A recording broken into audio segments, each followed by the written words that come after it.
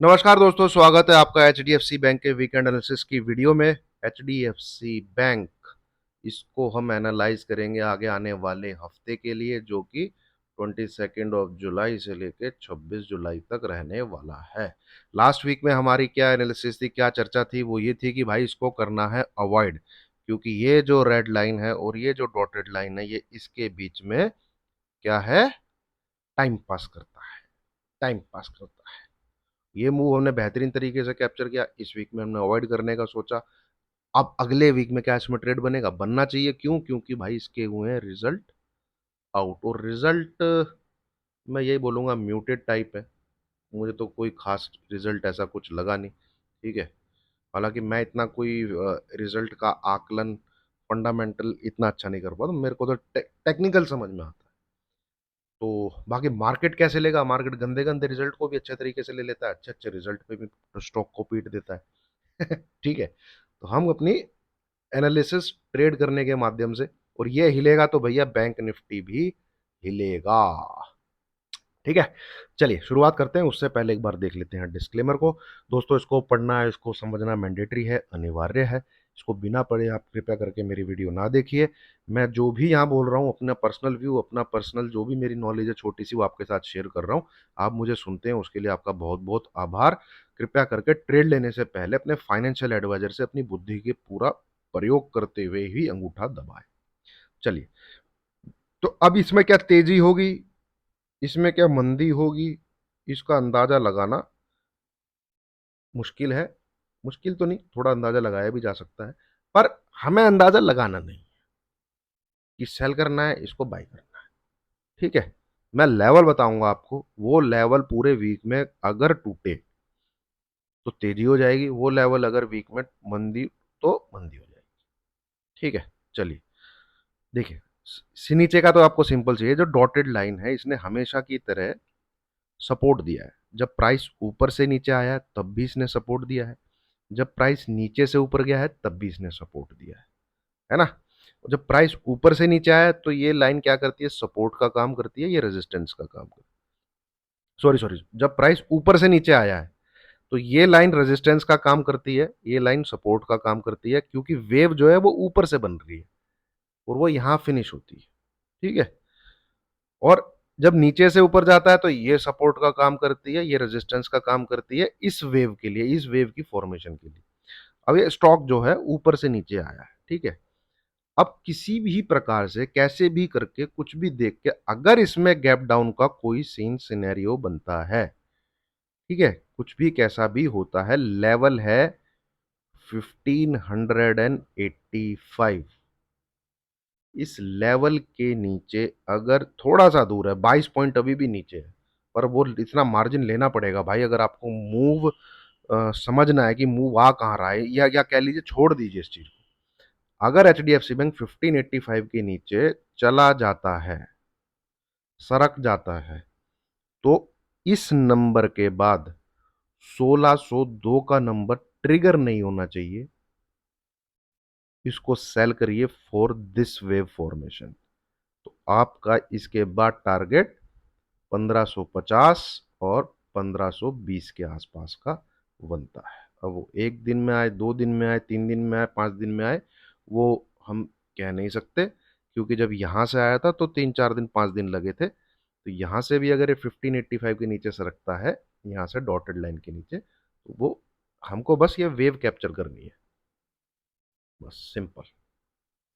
ठीक है, तो नंबर क्या है, 1585। अब मान लो भैया मार्केट जो है अच्छा ले लेता है, रिजल्ट को बढ़िया समझ लेता है, जान फाड़ मतलब बिल्कुल तोड़ फोड़ समझ लेता है, जैसे टीसीएस के रिजल्ट को तोड़ फोड़ समझ लिया था, 7 8% की तेजी उसने कर, वैसी बदमाशी चल सकती है ना। तो भैया उसके लिए इसको 1640, ये भी मैं थोड़ा सा आपको अपर साइड ही बता रहा हूं, पर वो ही लेना है 1640, लगभग आप कह लीजिए 2% ऊपर बता रहा हूं, क्योंकि बदमाशी हो सकती है, उस बदमाशी का शिकार नहीं होना हमको। 1640 का लेवल अगर क्रॉस होता है, ये लेवल अगर क्रॉस होता है, बहुत छोटा एसएल दे रहा हूं, 1632। ठीक है, या थोड़ा सा नीचे ले लीजिए, 28 ले, क्योंकि एक मिनट में सही भी नंबर, क्योंकि मेरे तो एक बार मैं लाइन डाल के देख लेता हूँ दोस्तों, क्योंकि जो हाई लगा था वो मेरे ख्याल में 1640 ही लगा था शायद। ये 1636 कितना आ रहा है, 1639 के लगभग आ रहा है। ये जो हाई लगा था ना इधर, लास्ट 5 डेज का इसका हाई क्या है, ये देखिए 1 2 3 4 5, ये है इसका लास्ट 5 डेज का हाई। इनफैक्ट 7 डेज का आप हाई कह लीजिए।